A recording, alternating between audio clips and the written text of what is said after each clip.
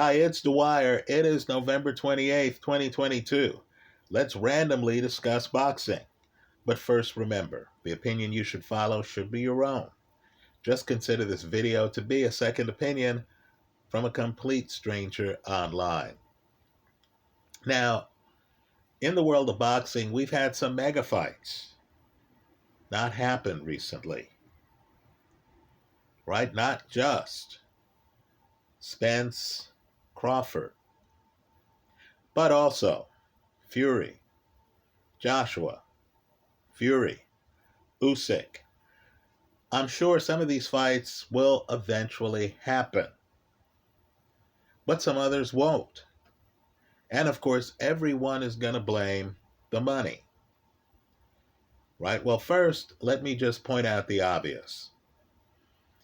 Even a great fight like Spence and Crawford doesn't belong in the conversation with a big heavyweight title fight, right, folks? There's not that much money in boxing, as I've said here in countless videos. Outside of the heavyweight division and really one or two guys, and let me just tell you, one of them is Canelo, there is hardly any money in the sport, right? We hear about the big $50 million payday heavyweight title fight. Understand, you've had some huge fights in the heavyweight division where the fighters, then reigning champions, haven't made close to that amount. I encourage people to research the actual paydays for the fight between the then WBC heavyweight champion, he was a long reigning one, Deontay Wilder, versus the lineal heavyweight champion Tyson Fury. Folks, it's hard to find two bigger names in the sport. Just understand, neither guy made $50 million off their first fight. Right? Just understand, the mega fights are few and far between. Don't get fooled by looking at Mike Tyson purses and looking at Ray Leonard purses and looking at some Canelo purses, right? Those guys are all outliers. So let's talk about a basic truth here, because I want the fighters to do the math and to figure it out. You are much better off. Let me repeat that. You are much better off with a long-term deal, or at least a multi-fight deal, if you aren't on top at the moment, right? If you're, let's name a fighter, Anthony Joshua, right? Box office king, but he's not a heavyweight champion right now. He's a former champion, but he doesn't have one of the belts right now. And let's be blunt, there are others who are more deserving of the next big heavyweight fight, right? Guys like Philippe Ergovic have put themselves in position. Joe Joyce has put himself in position for a title shot. So if you're Anthony Joshua, and no doubt in my mind, Joshua is a bigger box office name than Ergovic or Joyce, right? Or Andy Ruiz, right? Joshua's the bigger name, but he's not the most deserving name. So if you're Anthony Joshua, you are better off with a multi-fight deal on a credible, solvent media outlet, right? Whether that's the Zone, whether that's ESPN Plus, you're better off with a multi-fight deal than you are getting outlier money for a big fight, right? Where, while the money is great, it's not considerably beyond your multi-fight deal. So, in Joshua's case, let's say he's making, and I'm just pulling numbers out of the air that are round numbers, that are easy to understand for illustration purposes. So let's say Josh was making $10 million per fight with the Zone on a multi-fight deal, right? The best he can do, the best, assuming that a mega fight, given that Joshua right now isn't the mandatory, might pay him, let's say, $20 million or $25 million. Let's just speculate that his deal on the Zone, which pays $10 million a fight, is a 4-fight deal. Right? Again, I'm just pulling numbers out of the air. Well, just understand, a 4-fight deal against contenders whose style he can beat, guys who are, let's coin a word here, pocket-centric, right? A guy like Dillian White, who has forgotten about what his jab's supposed to do and how to use it, who's going to hang around the pocket, and who is firmly convinced that his body snatcher attack will beat an Anthony Joshua, right? If Joshua can fight 4 guys like that, the public knows who he is, the fight has credibility, Joshua's going to be able to do what he does best. Take guys out who are in the pocket, right? As long as they don't have Andy Ruiz level blistering hand speed, Anthony Joshua is going to have the upper hand against most who are standing there in the pocket trying to trade with him, right? If Joshua goes through 4 such opponents, he makes $40 million. Now, let's say he fights one of these masters of the universe who have titles, right? Let's say he fights Fury. Let's say he fights Usyk. Let's say they come in with a $20 million offer, 2x what Joshua gets on his long-term deal, right? The problem is if Joshua loses that match, right, that might negate his contract with DAZN, especially if it's a bad loss, and he ends up only with $20 million, not the $40 he would get for 4 fights against Dillian White level opponents. So the best case scenario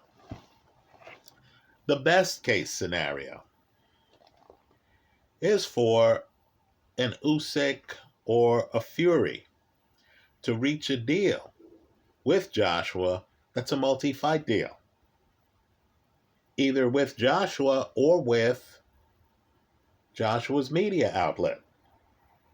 But of course, that's easier said than done, because of course, if you're a master of the universe and you have belts and prestige, if you're the boss who's been calling the shots in your career, then chances are you have your own media outlet. So what I want fighters to realize is that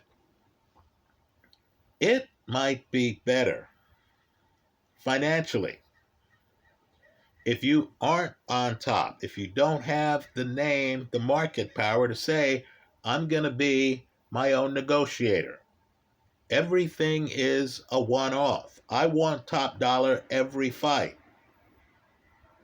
If you don't have that level of market power, and folks, really, no one does, outside of Canelo or a Manny Pacquiao or a Floyd Mayweather, right? At one time, a Mikey Garcia.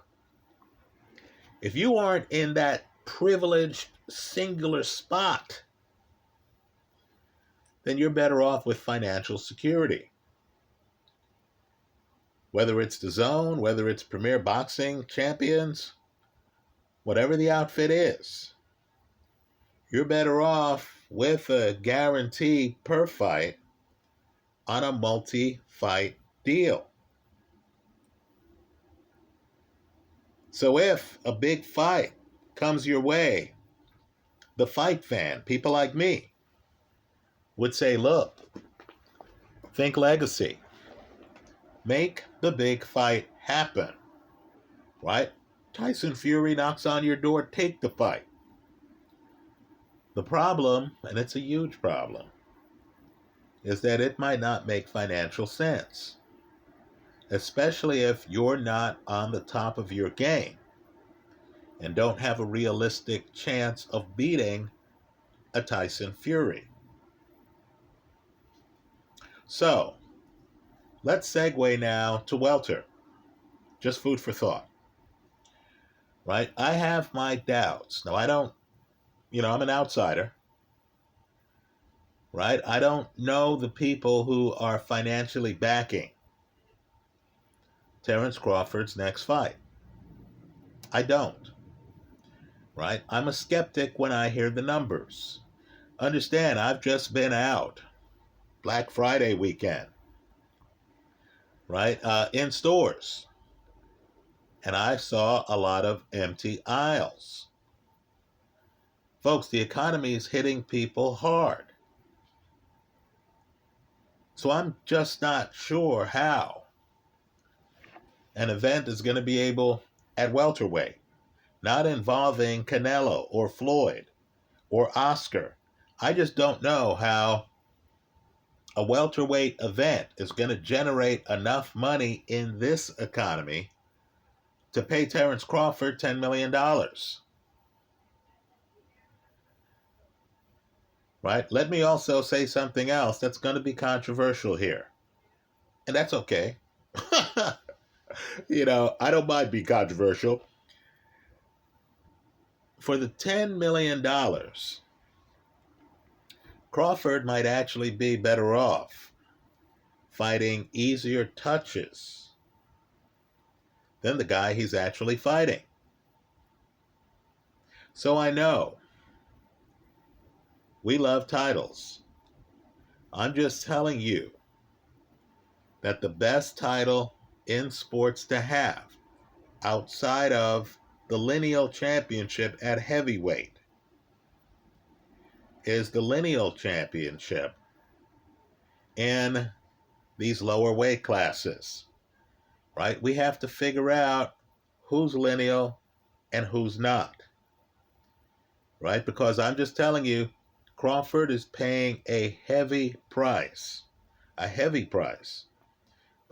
to fight mandatories to defend his title. Understand, Crawford, who's already been undisputed in a different weight class, right? Who already, in my opinion, is a surefire first ballot Hall of Famer, right? Crawford, in his mid-30s, should be able to pick his challengers, right? He shouldn't be forced to face a sanctioning body designated mandatory contender, right? Because, of course, that comes with all kinds of risks.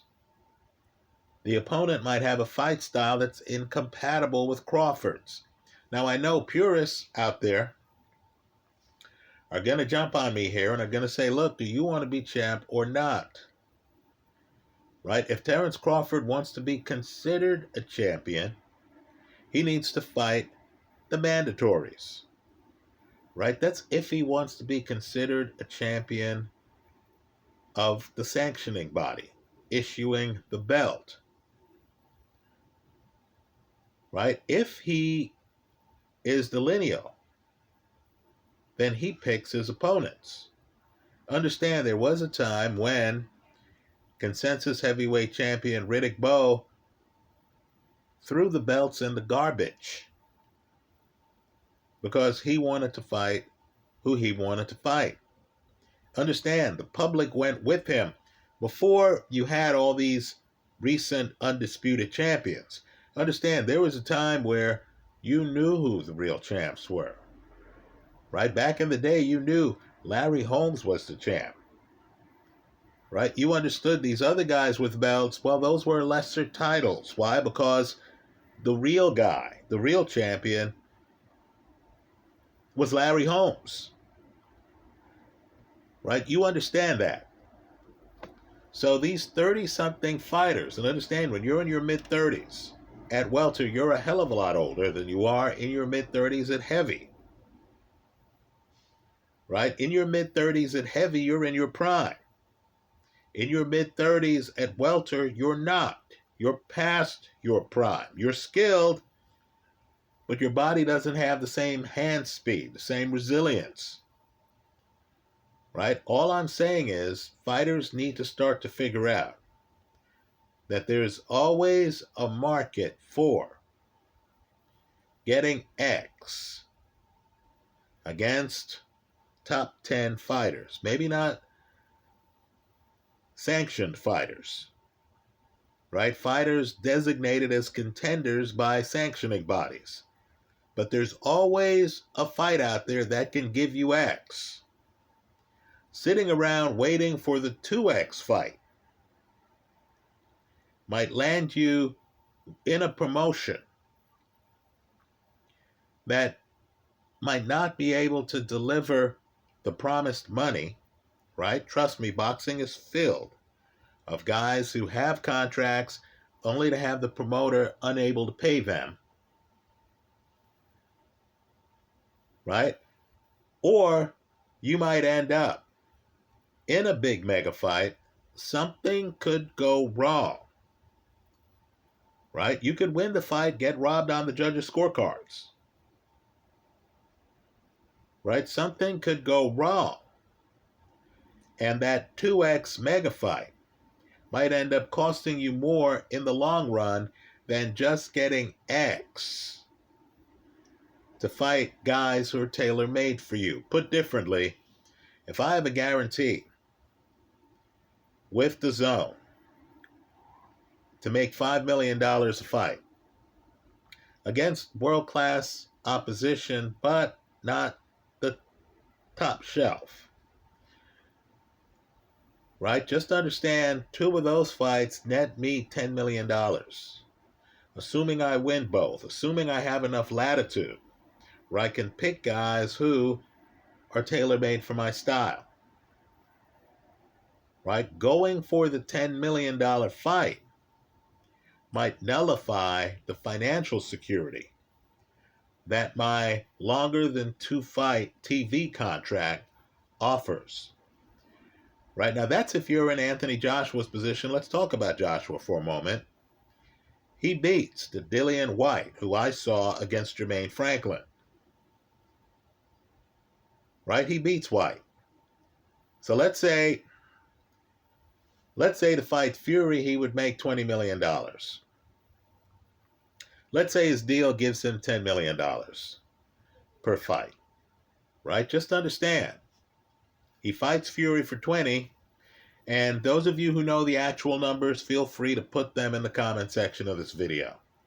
Right? And I'm mentioning Anthony Joshua. I really could be mentioning any of a slew of excellent fighters in other weight classes.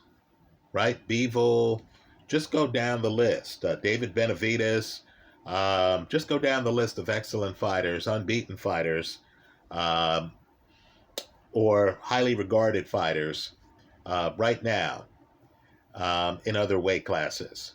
Right? Understand, if Joshua decides, okay, let me get my name out there, let me make some money, right? Let's say he's guaranteed $5 million a fight. I'm sure the number's low, right? In fact, let's make it $10 million. Let's say he's guaranteed $10 million to fight Dillian Whyte, right? And let's say that on the back end, he gets even more. Gate and all that other stuff, right? Pay-per-view. So let's say he's guaranteed 10. Let's say to fight Tyson Fury, he'd get 25 mil. Is he better off taking the 25 mil to fight Fury when he has lost his last 2 fights? When he's not on top right now, when Fury, for strategic reasons in my eyes, isn't giving him enough time to get back on top, right? Fury's latest deal is to say, you're going to fight me in December. Here's the deal, take it or leave it. Is he better off taking 25 mil to fight Tyson Fury? Or would he be better off taking 10 mil to fight Dillian Whyte, who I think he beats? Then 10 mil to fight Jermaine Franklin, who I think he beats. Right? Then 10 mil to fight some other pocket-centric elite heavyweight who isn't a southpaw. Right? Isn't Luis Ortiz, isn't Zhang Jili, but who the public is excited about. Right? Keep in mind, you have a lot of young guys out there. Jared Anderson wants a taste of the big time. You can fight one of these young guys, right, who might not be experienced enough to really deal with a KG vet on foreign soil, because I'm assuming they would want the box office that Anthony Joshua brings. He wouldn't be fighting in Houston or in the United States for that match. Right? Isn't the thought process to get the $10 million paychecks until Joshua has synced with his current trainer, right? Has built back up his confidence, because right now he's in a space where, let's face it, the last few rounds of both Usyk fights didn't work out for him. Right? We all thought something wasn't quite right when he grabbed the mic after the Usyk rematch. Right? Every fighter needs to think about this, because I know these media groups are coming out of the woodwork. And these media groups are saying, look, if you give us 3 or 4 fights, we'll give you a floor of this much, a guarantee that you're going to get this much. Right? But the fighter has to understand that comes with a cost. You can't fight the mega fight unless the other guy is willing to make a commitment to your media group. Right? Such are the finances of boxing. So Joshua, who was at the Dillian Whyte fight, who's already fought Dillian Whyte, right? Who understands what he has a problem with. Andy Ruiz, hand speed in the pocket. Usyk's mobile jab, mobility, southpaw stance, right? Dancing around the pocket. Joshua also should know who he is. He doesn't need to be the mandatory to get a title shot because of the market power he brings and because of his own background as a former champion. Right? So the financial picture in boxing is complicated. Right? It's not as easy as having Tyson Fury knock on your door and say, player, December, are you going to fight me or not? Right? I recognize that. Now, if I'm Joshua, given that Tyson Fury has been knocked down multiple times in multiple fights by Deontay Wilder, was knocked down by others. Right? Steve Cunningham knocks down Tyson Fury. Given that Joshua has power in both hands, right? I know it's easy for me to say, look, I'd take a swing at history. Right? My attitude would be, okay, let me endanger my long-term great deal here with DAZN or whoever for a crack at the title, because I only have to be right once in that fight. But let me just say, I also understand those around Joshua who realize that he's already spent capital by losing 2 times to Usyk. Not that long after losing the first time to Andy Ruiz. Right? The media outlet wants to pay for a A or A- or B+ level fighter. Another Joshua loss, especially if it's a bad loss. Right? If he ends up on the canvas, which he did against Vladimir Klitschko, but he got up. But keep in mind, that was a younger Joshua. And that was a Vladimir Klitschko who was out of the ring for more than a year. If he ends up on the canvas in the middle rounds against Tyson Fury, who just beat Dillian Whyte, in the middle rounds by stoppage. If Joshua ends up on the canvas in the middle rounds against Tyson Fury, is the media outlet going to want a steep discount on Joshua fights going forward? Is he going to lose money on the back end? Isn't there a risk in fighting Tyson Fury from a financial perspective? When you're not on top, right? This would be a completely different analysis. If Joshua was in Usyk's position, right? Unbeaten, wearing the belt. When you're not on top, don't you have to think about what happens if you lose badly? Right? That $40 million guarantee, 10 mil for 4 fights from a media outlet that's going to build a marketing campaign around you, right? Very important for fighters to keep their names out there. Have the press mentioning them to the people who have the title. Right? Joshua could lose all that if he makes a misstep here. Right? So, I believe Joshua has some very lucrative fights against very beatable fighters. I believe he beats Dillian Whyte. If Dillian Whyte plays games and says, hey man, look, I'm going to hang out with my family and stuff like that. Jermaine Franklin is young, he's hungry, he's 29 years old, he feels he's just been robbed. Understand, he's already shown you a willingness to travel across the Atlantic Ocean to fight the house fighter. Right? He'd love a crack at Joshua. I think Joshua beats him because I don't think Franklin has Joshua's power. I think Franklin's going to try to hang around the pocket against Anthony Joshua, and that's what Joshua wants. Right? Let's say Joshua beats Franklin. Let's say Dillian Whyte, gets back in the ring. Let's say Joshua beats Whyte. Well, then you're down the road, aren't you? Right? By then, let's hope that Fury and Usyk could work out their differences and can actually be in the ring together. Right? By then, that Joshua Fury fight, if Fury beats Usyk, and that's a question mark, becomes even bigger. While, of course, Joshua would be cashing the checks from multiple fights.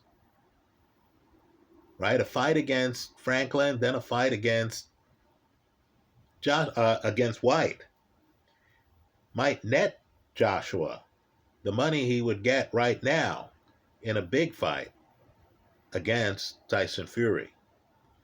Right? Just food for thought. Let's just say, too, I think Joshua has a lot of cards to play. Right? Because I do believe there are a bunch of contenders who he can beat. And I do believe his name is big enough to trump the rankings of these sanctioning bodies. In other words, Joshua could turn down mandatory contender fights. He could say, look, I'm good. I'm working with my trainer. I'm working on a new style. I need to figure out how to deal with southpaws. I'm going to run through the division facing these other guys. Let's face it, too. For those of us who followed boxing a long time, that Joshua Deontay Wilder fight would be huge. Would be huge. Especially if it comes after Joshua has rebuilt his brand somewhat by beating a Dillian Whyte and a Jermaine Franklin. That's how I see it. Let me hear from you. I hope you leave your comments in the comment section of this YouTube video. Thanks for stopping by.